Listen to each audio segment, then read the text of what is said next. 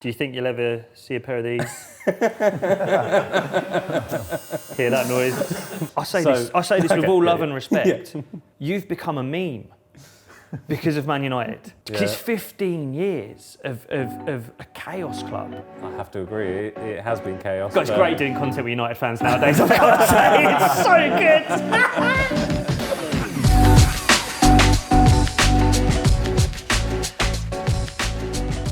United Strand's hair has shown more growth than Man United. God.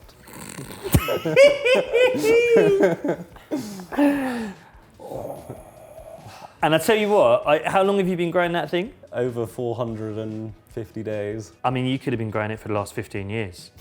and there'd still be more growth on your head than there has been in that. I honestly, I don't think you've moved as a club. I think I am going to have to go with agree because of exactly right now of, you know, we've just been knocked out of the FA Cup, obviously knocked out of the Carabao Cup, but more than anything, just sacked our manager and don't have any plan to get a permanent manager until the summer. So as long as there's still 5 games left in the season, there's still hope to cut my hair, but yeah, more than that. Do you think you will? Do you think you'll get that 5 games in a row? Do you think you'll ever see a pair of these? Hear that noise? Is it coming? I mean, it has to come. It has to come. Yeah, so I started the challenge in October 2024. The last time they won 5 in a row was January and February 2024. In May 2024, we won the FA Cup. So it didn't seem like that unrealistic that we could possibly win 5 games in a row. People look at me now like I've started it today and suddenly thought, oh yeah, 5 games in a row. I agree, it seems ridiculous now, but at the time, we were in 4 competitions. But, have you looked at the fixtures? Have you tried to spot 5 league fixtures? I'm always looking. You live in Spain, don't you? Yeah. You must be desperate to get that thing. Mate. I mean, I've heard of United fans who live down south. That's the furthest south I've ever heard of a United fan. He's in the Southern Hemisphere. You must be so desperate to get it off now. Yeah, even last summer was hot enough and it was a lot shorter than it is now. Yeah, I can't go through another summer. I might have to move. I might have to seriously move. Man United are the biggest banter club in England. What? Mate, I say this with all love and respect. Yeah. You've become a meme because of Man United. Like if you'd have done this for any other club, if you were a Spurs fan and Spurs are rubbish, right? If West Ham, pick any of the teams, even if you were a Liverpool fan, who'd started the season confident, and this wouldn't have gone as big as you being a Man United fan. That's kind of why I went for disagree though. I was thinking there's kind of like almost like a unfair advantage for us to become that, because I know that lots of Man United fans say about it and stuff, but everyone does talk about us all the time. That's why, as a banter club, no one's talking about you taking you seriously. Are they?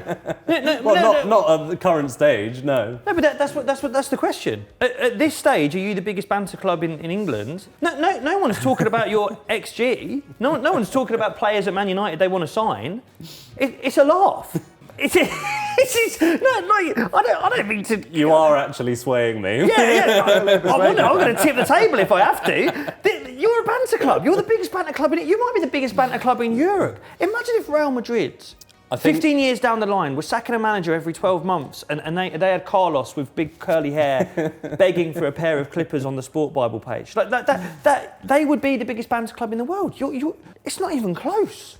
I don't like that you're bringing me into that. I say, with all love and respect, and the success you've had, and this should be stressed, that you're doing this for a good cause, right? It's because of Man United. It's because of, like, it's not funny that West Ham are rubbish. They've been rubbish for years. It's not even that funny that Spurs are rubbish. They lost 20-something games under Ange. It's hilarious that Man United are rubbish. Declan Rice is on course to win the 2026 Ballon d'Or. Good. I mean, I love Declan Rice, let me be clear, but yeah, I don't think so. Before I move, yeah, who's ahead of him? Lamine Yamal? Yeah. Haaland? Yeah. Yeah, fair enough. I will say, I do think part of it is he plays an unglamorous position where it's very hard to win a Ballon d'Or, as a Roy of the Rovers up and down midfielder. Do you know what I mean? As I've said, I think he's one of the best midfielders in the world. And especially on current form, I think he's bang up there. And if you were talking about him being one of the best strikers in the world on current form, I'd go that way. Because I'd be like, if we win everything with one of the best strikers in the world... Well, Rodri won it, was it? After years and years and years of being there. It should be based on just one. But we know it's not. Yeah, no, we know it's not. Declan Rice is 100% in the conversation for a Ballon d'Or, and he'll be high on those rankings.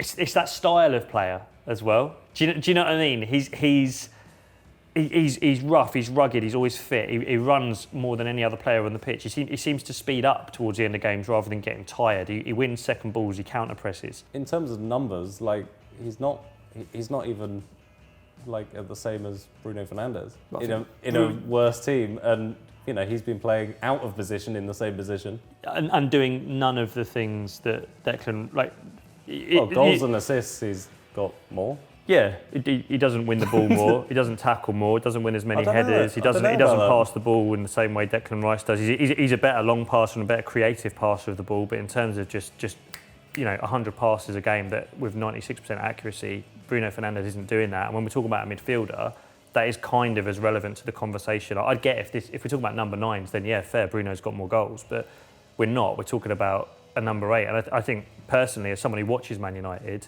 the reason we win loads of games and the reason you lose loads of games is you've got a goal-scoring number 10 playing in midfield, whereas we've got a hard-working, up and down, win every ball, counter-press. But this is my point, is having better numbers in a worse team is actually even more impressive, and playing out of position. So for a number 8 midfielder, it's not about purely those numbers. They help. Not purely, but I'm just saying, like, you'd think to be in the Ballon d'Or conversation, surely the numbers have to be there as well. If you said to me in the summer, do you want to take Declan Rice out of your midfield and in exactly the same position put Bruno Fernandes, I think every Arsenal fan would say no. Arsenal will finish the season trophyless again.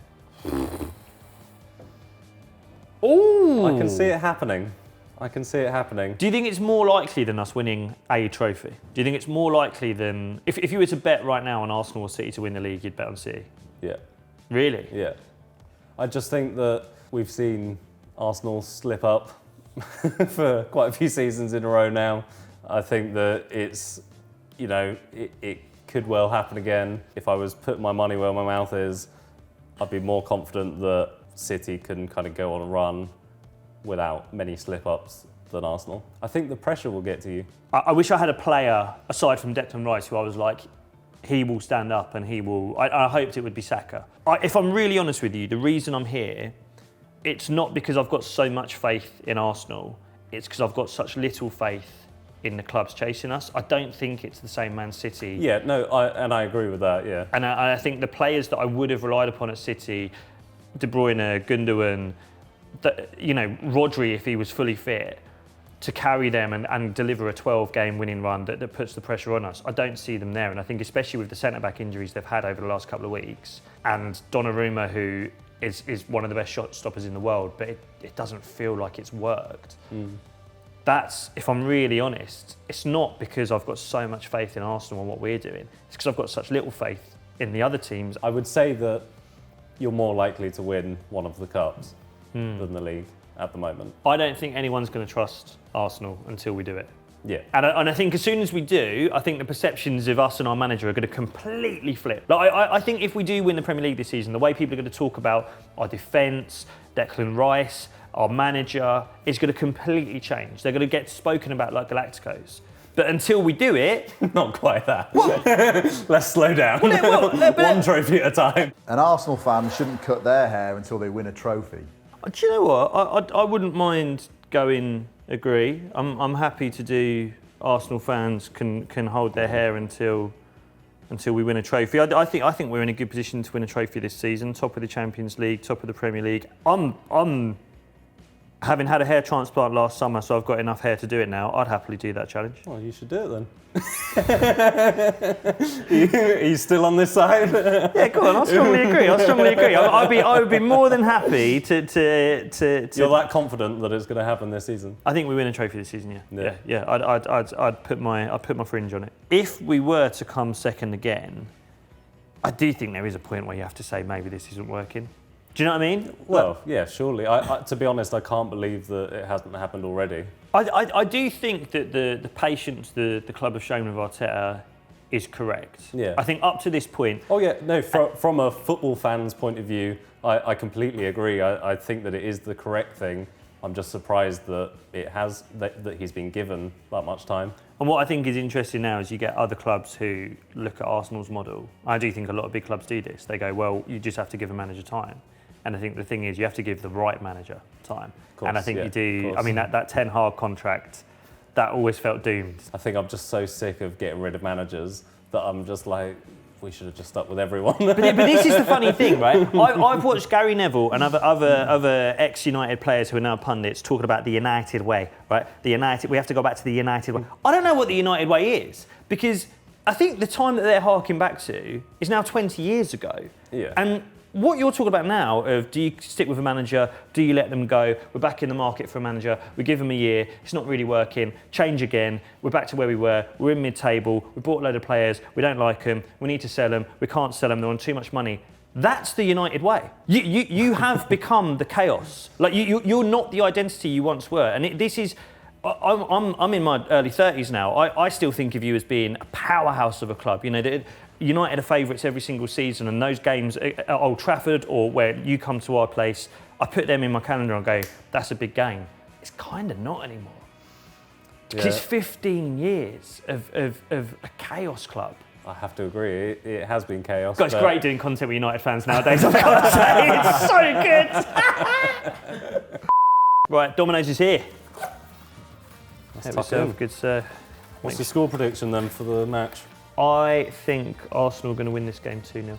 2-0. Yep, I think we'll keep a clean sheet. What do you think? I'm going to go 1-1.